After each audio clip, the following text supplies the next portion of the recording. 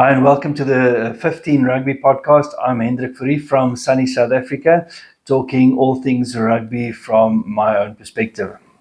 First up, this past weekend, Six Nations matches. What a weekend it was. Ireland beating Italy 2013 at home. Scotland, in a sense, demolishing England 31-20 against all expectations, maybe apart from the Scottish fans. And then, unfortunately, Wales succumbing to the mighty France at the moment, 54-12. To go back to the first match, Ireland v Italy, I think Italy could probably feel that they could have snuck in with a draw at least, had it not been for a questionable TMO call with the front pass to Liner.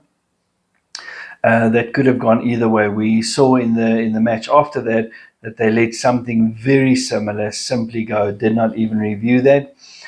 Possibly Ireland might feel that they were slightly lucky, but that's what good teams do. They make the best of a situation, and then they will take the win gladly.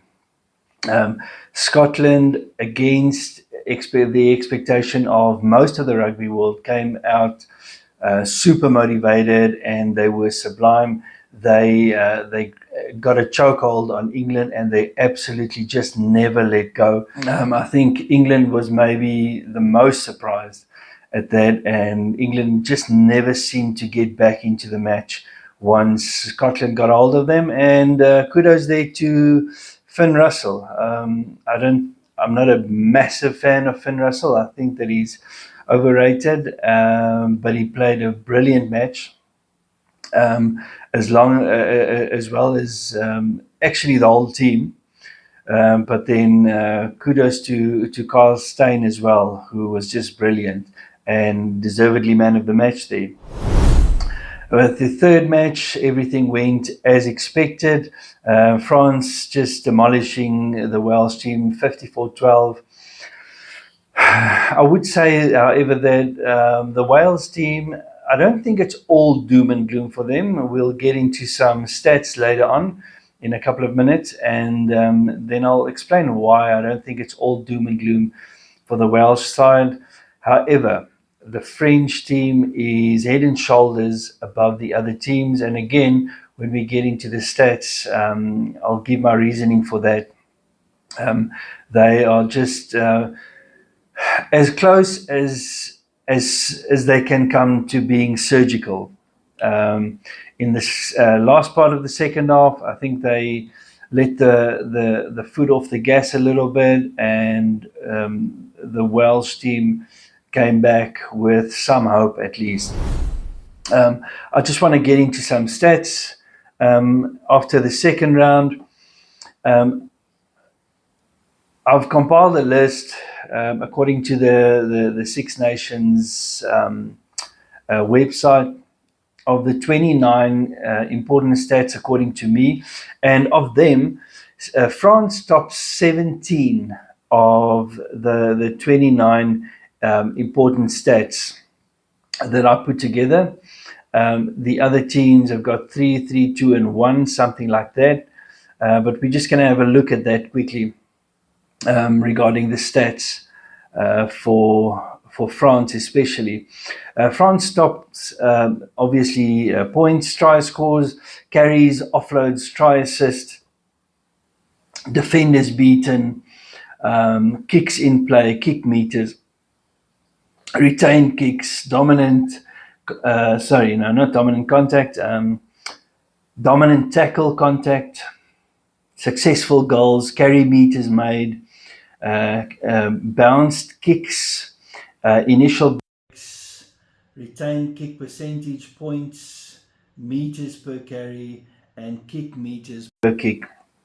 And that says a hell of a lot that they top all of those stats at the moment. I think maybe something Wales can take a note of. Some stats that Wales actually top, which is hopeful for them. And in terms of dominant contact, post-contact meters, and post-contact meters per carry, Wales actually head the table in those three categories, which tells us that they really want to play rugby with ball in hand and making better decisions regarding when to attack and how they want to attack. It's all good and well if you want to attack with ball in hand the whole time, but if you keep losing possession that way, maybe just adjust your attacking play, your playbook in some sense.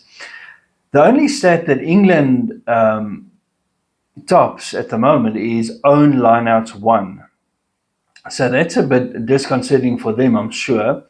Then Ireland, unfortunately, they top three stats. The one is most missed tackles, which is not good. But then the turnovers one and jackals. Now, for those of you who don't know, a jackal is when a player tackles and turns over the ball, as opposed to one player tackling and another player bringing about the turnover. So those are the ones that Ireland, and one would have expected much more from them. Scotland has got the best tackle success at 84.5. They also have the most box kicks with 30 at the moment. I don't know if they're going to be quite happy with those stats. And then maybe not surprisingly, Italy leads line-out steals, successful tackles, and that bodes good for them if they've got the most or the best tackle stats and line-out steals. So that's going to be interesting to keep an eye on for the weekend to come.